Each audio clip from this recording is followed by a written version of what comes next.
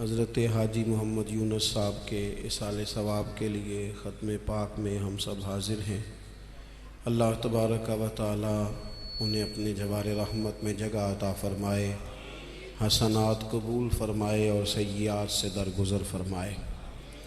عزیز دوستو، بزرگوں اور بھائیوں، بالخصوص اسٹیج پہ جلوہ فرما حضرات علماء مشائخ، دوستو، اللہ تعالیٰ نے قرآن مجید میں فرمایا ہے کہ افحسبتم انما خلقناکم عبثا وانکم الینا لا ترجعون، فرمایا کیا تم سمجھتے ہو کہ ہم نے تمہیں بیکار پیدا کیا، اور کیا تم سمجھتے ہو تمہیں لوٹ کر ہماری طرف آنا نہیں؟ اللہ کریم نے اس کائنات کو بہت ساری حکمتوں کے تقاضوں کے تحت تخلیق فرمایا ہے۔ دنیا میں جس شخص کو بھی اللہ تبارک و تعالیٰ نے زندگی عطا فرمائی ہے، وہ اللہ تبارک و تعالیٰ کی قدرت کا شاہکار ہے۔ ہمارے ہاں یہ ہوتا ہے کہ ہم پہلے تو یہ پہچان ہی نہیں پاتے کہ اللہ تعالیٰ نے ہمیں کتنی خوبیوں، کتنی صلاحیتوں کے ساتھ نوازا ہے، پہچان نہیں پاتے، غور نہیں کرتے۔ لقد خلقنا الانسان فی احسن تقویم، اللہ نے بڑی بہترین ساخت پر خوبصورت ترین انسان پیدا کیے، لوگوں کو صلاحیتیں دی اللہ تعالیٰ نے۔ جو آدمی اپنی چالاکی کے ساتھ، تیزی کے ساتھ اور اپنی گفتگو کے فن کے ساتھ کسی بڑے سمجھدار آدمی کو معاذ اللہ دھوکہ دے لیتا ہے اور سیانے لوگوں کو لوگ پریشان کر دیتے ہیں، تو آپ غور فرمائیں، صلاحیت تو اس کے اندر تھی نا، لیکن اس نے غلط جگہ استعمال کی۔ اگر اپنی انہی صلاحیتوں کا وہ صحیح استعمال کرتا تو اللہ تعالیٰ اس سے بہت سارے خیر کے کام لے لیتا۔ پہلے تو ہم پہچانتے نہیں، غور نہیں کرتے۔ وہ جو کہا گیا تھا نا، من عرف نفسہ فقد عرف ربہ، کہ جو اپنے آپ کو پہچان گیا وہی تو اللہ تعالیٰ کو پہچان گیا۔ اپنی صلاحیت پر غور کیا جائے کہ ہم کیا کر سکتے، کون سی خدمت ہے جو اللہ تبارک و تعالیٰ اپنا فضل کرے تو ہم وہ سر انجام دے سکتے ہیں۔ وہ کوئی بھی ہو، ایک بی بی مسجد نبوی شریف میں جھاڑو دیتی تھی، اس کا انتقال ہو گیا، صحابہ نے حضور کی تکلیف کے پیش نظر اطلاع نہ دی کہ محبوب کو تکلیف دینا مناسب نہیں، دفن کر دیا۔ صبح محبوب نے قبر پہ کھڑے ہو کے فرمایا صفیں بناؤ، میں دوبارہ جنازہ پڑھاؤں گا۔ کوئی کام تو کیا نا زندگی میں، کوئی ڈیوٹی تو کی نا۔ ایک تو ہم اپنی صلاحیت کو دیکھو، کسی نے کہا تھا کہ میں کسی شخص سے بیزار نہیں ہو سکتا کیونکہ ایک ذرہ بھی تو بیکار نہیں ہو سکتا۔ ایک تو اپنے آپ کو بیکار نہ سمجھے۔ ہمارے ہاں لوگ کمزور پڑ جاتے ہیں، میں غریب آدمی ہوں، میں پیچھے رہتا ہوں، میری کون سی فوٹو آتی ہے، میں کون سا چار لوگوں میں پہچانا جاتا ہوں، پیسے میرے پاس۔ یہ کمزوریاں ہیں، یہ خود اعتمادی کو ختم کرتی ہیں۔ اپنی صلاحیت کو پہچانا جائے، غور کیا جائے کہ ہم کیا ڈیوٹی زندگی میں کر سکتے ہیں، اس پر توجہ دی جائے۔ اور پھر جب اپنے آپ کو پہچان لیا جائے کہ بھلا میں، یہ دیکھیں نا، مدارس، مساجد، خانقاہیں، یہ سارے سلسلے، اس میں اگرچہ نام ایک بندے کا لکھا ہوتا ہے کہ فلانے نے بنائی ہے، لیکن اس میں سینکڑوں لوگ شامل ہوتے ہیں۔ یعنی وہ جگہ دینے والا بھی بڑا باکمال آدمی ہوتا ہے، وہاں ڈیوٹی دینے والا بھی بڑا باکمال آدمی ہوتا ہے۔ یہ بڑے باکمال لوگ ہوتے ہیں۔ کہنا پیر صاحب نہیں ہوتا ہے، تعریفیں پیر صاحب کی ہونی ہوتی ہیں۔ اور اب تو اللہ خیر کرے، بعض آستانوں پہ لوگوں نے باقاعدہ بندے رکھے ہوئے ہیں تعریفیں کرانے کے لیے۔ اللہ والوں کو اس کی ضرورت نہیں ہوتی۔ خوشبو کو بھی کبھی بتانا پڑا ہے کہ میں خوشبو بتایا نہیں کرتی، خوشبو تو آیا کرتی ہے۔ تو یہ نام تو قبلہ پیر صاحب کا ہی آئے گا، انہی کا ذکر آئے گا، چلیں اچھے لوگ ہیں، آنا بھی چاہیے، لیکن بڑی خدمات ہوتی ہیں ان لوگوں کی جو آستانوں پہ ڈیوٹیاں کرتے ہیں۔ جو پیر صاحب کے آنے والے مہمانوں کی خدمت کرتے ہیں، جو وہاں رات کو دیکھتے ہیں، جو وہاں ڈیوٹی کرتے ہیں، اگر یہ سارے لوگ نہ ملیں تو کام ہوتا نہیں۔ تو ایک تو دیکھیں کہ صلاحیت کیا ہے، دوسری بات یہ کہ جب پتہ چل جائے تو پھر وقت کو بیکار ضائع نہ کریں۔ رب کے بندوں میں اور عام بندوں میں فرق کیا ہوتا ہے؟ عام لوگ وقت ضائع کرتے ہیں، رب کے بندے اپنے وقت کو قیمتی بنا کے رب رسول کو راضی کر لیتے ہیں۔ ہمارے اوقات ضائع ہوتے ہیں۔ ڈھیر سارے لوگ ہیں وہ کہتے ہیں میں بور ہو رہا ہوں، تو میں اکثر کہتا ہوں کہ بور ہونے کے لیے بھی تو ٹائم چاہیے نا، ہمیں تو ٹائم ہی نہیں ملتا، بھلا کس وقت بور ہو، ٹائم ہی نہیں ملتا۔ وہ جناب آپ پوچھیں کسی آدمی سے کہ یہاں کیوں کھڑے ہو، کہتے ہیں میں ٹائم پاس کر رہا ہوں، تو میرا کئی دفعہ دل کرتا ہے پوچھنے کو کہ آج آپ نے ایک سپارہ قرآن پاک کا پڑھا ہے؟ محبوب تو پوچھتے تھے نا صحابہ سے صبح کہ آج کسی نے جنازہ پڑھا ہے، مسکین کو کھانا کھلایا ہے، آج فلاں آدمی نے کوئی نیکی کی، محبوب سوال کرتے تھے۔ تو ٹائم پاس کر رہا ہوں جی، بھی اتنا ٹائم آیا کہاں سے جسے پاس کرنا پڑا؟ بعض اوقات 1 منٹ ٹھہرنا میں آیا، او بھئی 1 منٹ میں 3 دفعہ سورۃ اخلاص پڑھی جا سکتی ہے اور پورا قرآن پاک پڑھنے کا ثواب ہے۔ آپ نے 1 منٹ کو ایسے سمجھ لیا ہے وقت کا ضیاع۔ یہ بہت سارے لوگ ہیں جو تبصرے کرتے ہیں، فارغ ہیں، کام کوئی نہیں، اس پر بھی تبصرہ، اس پر بھی تبصرہ، اس کی بھی بات کرو، بھئی اتنا تو ٹائم ہی نہیں ہے کہ آپ اس کی بات کریں، اتنا کہاں سے وقت آیا؟ نبی پاک علیہ الصلوۃ والسلام نے فرمایا، یہ سیاستہ میں حدیث موجود ہے، فرمایا جب صبح سورج طلوع ہوتا ہے تو دن جب چڑھتا ہے تو دن اعلان کرتا ہے، وہ دن اعلان کرتا ہے کہ لوگوں میں آج آیا ہوں، آج کے بعد دوبارہ نہیں آؤں گا۔ اگر جو کام تم نے کرنا ہے وہ آج کر لو، میں آج آیا ہوں، آج کے بعد دوبارہ۔ آج 10 ستمبر کو جس بندے نے سارا دن قرآن پاک نہیں نہ کھولا، یہ اس سال کا 10 ستمبر اسے دوبارہ نہیں ملے گا زندگی بھر۔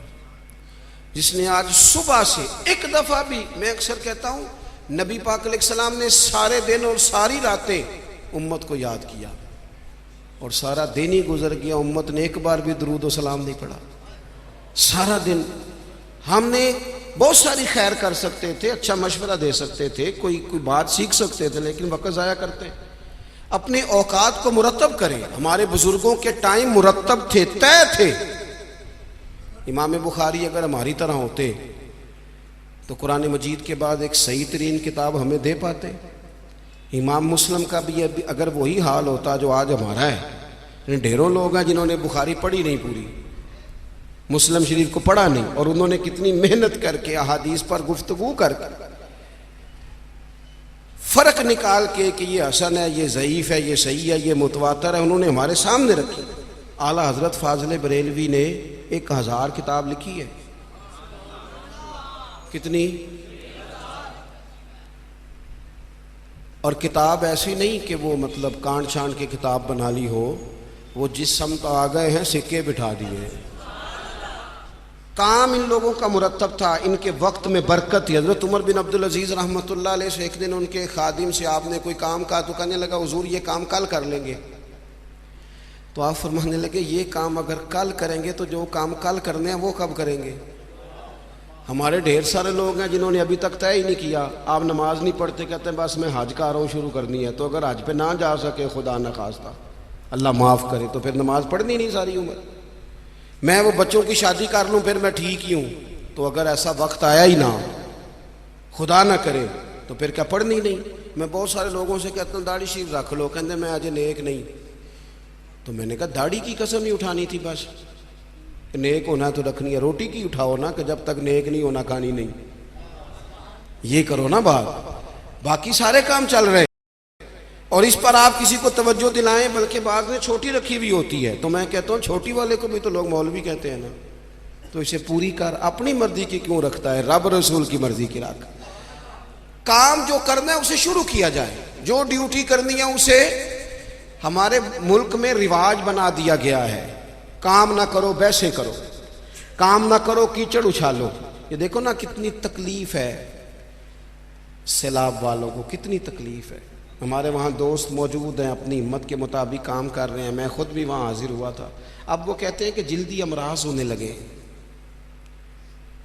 یعنی ایک طرف وہ بندہ ہے جو نخرہ کر رہا ہے کہ یہ روٹی میں نے نہیں کھانی، یہ سالن لے جاؤ، اور دوسری طرف ماں کے کہتی ہے کہ صرف میرے بچے کو زخم ہو گئے ہیں، کیڑے کھڑے ہیں پانی میں، جلدیں پھٹنے لگی ہیں، صرف دوائی چاہیے۔ تو کیا رب کریم نے حساب نہیں لینا؟ چلے مہربانی کرتے، وزیروں نے تو نہیں جانا تھا، پیر ہی ایک ایک دورہ کر آتے، تھوڑی سی توجہ کر لیتے۔ کیا یہ محبوب پاک کو راضی کرنے کا طریقہ نہیں؟ کیا حضور نے فرمایا نہیں جو میری امت سے محبت کی جس نے اسی نے مجھ سے محبت کی؟ کیا فرمایا نہیں جب میری امتی کو تکلیف ہوتی ہے تو مجھے تکلیف ہوتی ہے؟ یہ کام نہیں خیر کا؟ خدا کے بندے تو ہیں ہزاروں، بنوں میں پھرتے ہیں مارے مارے، میں اس کا بندہ بنوں گا جس کو خدا کے بندوں سے پیار ہوگا۔ اپنے اوقات کو مرتب کریں۔ ہمارے ہاں مزاج نہیں کام، یہ دیکھیں نا جلسے ہو رہے ہیں، آ رہا ہے فلانا جا رہا ہے، یہ ہو رہا ہے، اور سب سیاسی جماعتیں اللہ ماشاءاللہ جتنے خرچے یہ ان کاموں پہ کرتے ہیں نا، اس سے آدھے خرچے اگر کریں۔ آپ گاڑیاں سجا رہے ہیں، فلان ہو رہا ہے، پجاروں نکلی ہوئی ہیں، فلاں کام ہو رہا ہے، اور دوسری طرف حال یہ ہے کہ لوگ چار پہیاں کھڑی کر کے ان کے اوپر چادریں ڈال کے اپنی بیٹیوں کو چھپائے بیٹھے ہیں۔ نہ ادھر ادھر کی تو بات کر، یہ بتا کہ قافلہ کیوں لٹا، مجھے رہزنوں سے غرض نہیں، تیری رہبری کا سوال ہے۔ تھوڑا سا توجہ دینے کی ضرورت ہے کہ ہم ترجیحات ہماری کیا ہیں، ہم اصل میں کرنا کیا چاہ رہے ہیں، ہمارا رستہ اور سفر کیا ہے۔ وہ ایک علاقے میں نا، بلکہ یہ میرپور جب ایک دفعہ تاریخ بتاتی ہے کہ سارا کسی حادثے سے ٹوٹ گیا تھا، تو ایک آفیسر کہتے ہیں میری یہاں ڈیوٹی تھی، کیونکہ شہر سارا ہی ایک دفعہ الٹ پلٹ ہو گیا تھا، تباہ ہو گیا تھا، تو میں نے دیکھا ایک بوڑھا شخص اور اس کی بیوی 2 بوریاں گدھے پہ رکھے ہوئے آ رہے ہیں۔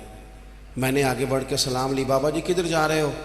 کہنے لگے پوچھنا تھا وہ بیت المال کا دفتر کہاں ہے، کہاں جہاں خزانہ جمع کرایا جا رہا ہے؟ تو میں نے کہا بابا جی میں ہی ہوں دفتر کا آفیسر، آپ نے کیا جمع کرانا ہے؟ تو کہنے لگے میں نے اور میری بیوی نے کانپتے اور بوڑھے ہاتھوں سے محنت کر کے یہ کچھ سونا چاندی ملبے کے نیچے سے نکالا ہے، بیت المال میں جمع کرانا ہے۔ تو میں نے کہا بابا سارے لوگ گھر لے جاتے ہیں، آپ بیت المال میں لے آئے؟ کہنے لگے پتر شہر سارا ٹوٹ گیا ہے، یہاں ہمارے بزرگوں کی قبریں ہیں، ہم تعاون کرنا چاہتے ہیں ہمارا شہر پھر سے آباد ہو جائے، شہر آباد ہوں گے تو گھر بھی انشاءاللہ بانی جائیں گے۔ وطن جب رہتے ہیں نا تو پھر سارے کام ہی چلتے رہتے ہیں، لیکن آپ پرواہ ہی نہ کریں، وقت کو ضائع کریں اور فضول ابحاث میں ٹائم ضائع کریں، کوئی معنی نہیں۔ آپ دیکھیں نا نبی پاک صلی اللہ تعالیٰ علیہ وسلم نے فرمایا وہ بہترین مسلمان ہے جو لا یعنی باتیں چھوڑ دے، بے مقصد باتیں زندگی میں چھوڑ دے، بس با مقصد باوقار پتے کی بات زندگی میں کریں، وقت کو ضائع نہ کریں۔ اور جن لوگوں نے اپنا وقت مرتب کیا، کام کیا، ڈیوٹی کی زندگی میں، حضرت عمر بن عبدالعزیز کی عمر 39 سال ہوئی ہے، پوری 40 نہیں، کتنی بولیے؟ 39 سال کی عمر میں یہ بندے نے روز قرآن پاک بھی پڑھا، درود پاک بھی پڑھا۔ اس شخص نے امت کو عدل و انصاف سے بھی بھرا، مساجد بھی بنائیں، انہوں نے مدارس بھی قائم کیے، خدمتیں بھی کی، عمر 39 سال پائی، لے سجنا اسا توڑ ہی نہیں پائی، تو جان بھی دیتی تیرا تیرے۔ ہم نے تو طے ہی نہیں کیا آج تک۔ یہ بہت سارے نوجوانوں کو میں دیکھتا ہوں ساری دن تصویر پہ گزر جاتا ہے، سارا دن فوٹو آنی چاہیے۔ اور قوم نا زیادہ تر اللہ ماشاءاللہ بالخصوص نوجوان نسل ہواؤں میں زندہ ہے، خوابوں میں زندہ ہے، موبائل کے اندر زندگی گزار رہے ہیں۔ زندگی کے دکھ کچھ اور ہیں، کرب کچھ اور ہیں، تکلیفیں کچھ اور ہیں، سمجھنے کی چیزیں کچھ۔ جب دوائی کی ضرورت ہو تو پھر گوشت سے پیٹ نہیں بھرا جاتا، پھر دوائی ہی کھانی پڑتی ہے۔ ترجیحات اور ہیں، ہمیں اور طرف بڑھنا ہے اپنے آپ۔ اور جب بندہ مرتب زندگی گزارتا ہے نا، جس مقصد کے لیے رب کریم نے اسے بھیجا، الذی خلق الموت والحیات لیبلوکم ایکم احسن عملا، جب وہ بہترین عمل کرتا ہے تو پھر وہ کافر کا نظریہ ہے کہ مر جائیں گے تو فنا ہو جائیں گے، زندگی میں جو موج کرنی ہے کر لو، یہی ہے سارا کچھ۔ مومن کو تو بتایا گیا ہے کہ تو یہاں قیدی ہے، تیری یہاں زندگی رب چاہی گزار دنیا میں، اللہ رسول کی مرضی پہ چل، قیامت کے دن اللہ تبارک و تعالی جنت میں تجھے ساری نعمتیں عطا فرما دے گا۔ یہ کووڈ-19 کے دن تھے نا، تو مجھے ایک سرکاری ادارے میں مدعو کیا گیا، کہنے لگے جی خوف بڑا ہے لوگوں پہ، کرونا سے ڈرتے ہیں، بعض لوگ تو ایسے ہیں جو کسی جگہ ہاتھ، یہ ٹینشن بڑی سوار ہوتی ہے نا۔ ایک صاحب میرے سامنے بیٹھ کے کہنے لگے جی مجھے تو زیادہ لوگ جمع ہو جائیں تو گھٹن ہونے لگ جاتی ہے، تو یہ قبر میں تو میں تو بڑا خوف کھاتا ہوں۔ تو میں نے ان سے کہا قبر کھڈا ہے، گڑھا ہے، دوزخ کے گڑھوں میں سے گڑھا ہے، حدیث سے صحیح موجود ہے، بات بالکل ٹھیک ہے، لیکن قبر کی ایک دوسری حالت بھی ہے جو بندہ مومن کے لیے۔ آپ کا جو خیال ہے نا سانس کیسے آئے گی، چاروں جانب سے بند ہے، تو جو رب ماں کے پیٹ میں بندے کو سانس کے لیے موقع دیتا ہے نا، اور اگر کوئی اس سے بھی زیادہ آسان بات سمجھنا چاہے تو انڈا چاروں جانب سے بند ہوتا ہے، سوراخ بھی کوئی نہیں ہوتا، چاروں، میری طرف دیکھیں جی، چاروں جانب سے انڈا بند ہوتا ہے، لیکن جب چوزا نکلتا ہے تو زندہ بھی نکلتا ہے، سانسیں بھی لیتا ہے اور خوبصورت بھی نکلتا ہے۔ تو جو مالک وہاں اس کے لیے ساری آسانیاں فراہم کرتا ہے وہ قبر میں بھی فرمائے گا۔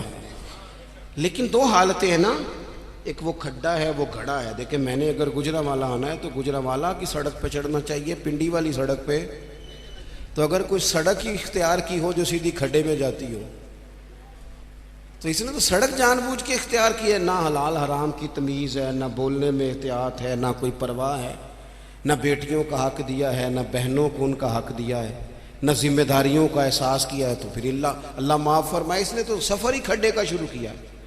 لیکن اگر اس نے زندگی تھوڑی محتاط گزاری ہے، رب چاہی گزاری ہے، تو پھر قبر کی دوسری حالت بھی حضور نے بیان کی۔ یعنی بندہ مرے گا تو ذرا تصور کرنا کیا کہنے لگا ہوں، جب وہ مرے گا تو اس کی صرف قبر نہیں بلکہ اس کی قبر باغ ہے، کیاری ہے، قبر باغ ہے، اور معمولی باغ نہیں، جنت کے باغوں میں سے باغ، اور ایسی کیاری جنت کی، ایسا باغ، ایسا گلشن کہ جس میں آنکھ کھلتے ہی پہلی زیارت ہی مدینے والے محبوب کی نصیب ہوگی۔ کیا کہا حضرت نے، کہنے لگے لحد میں عشق رخ شاہ کا داغ لے کے چلے، ہم نے اندھیری رات سنی تھی چراغ لے کے چلے۔ اب اللہ فرماتا ہے یوم نحشر المتقین الی الرحمن وفدا، فرمایا جو متقی لوگ ہوں گے نا، پرہیزگار، وہ جب رب کی بارگاہ میں پیش کیے جائیں گے تو مہمان بنا کے پیش کیے جائیں گے، اللہ کی بارگاہ میں مہمان بنا کے، وَنَسُوقُ الْمُجْرِمِينَ إِلَىٰ جَهَنَّمَ وِرْدًا، اور مجرموں کو جہنم کی طرف پیاس سے ہانکا جائے، پیاس سے ہانکا جائے۔ اپنے معاملات زندگی کو ہمیں جلدی سے طے کر لیں، وقت نہ گزر گیا تیزی سے، کالے بالوں کی جگہ سفید آنے لگ گئے، اور تندرست وجود کہیں کہیں سے درد کرنے لگ گیا۔ یاروں کے دوستوں میں سے، یاروں کی جماعتوں میں سے کچھ دوستوں کے ہم جنازے پڑھائے،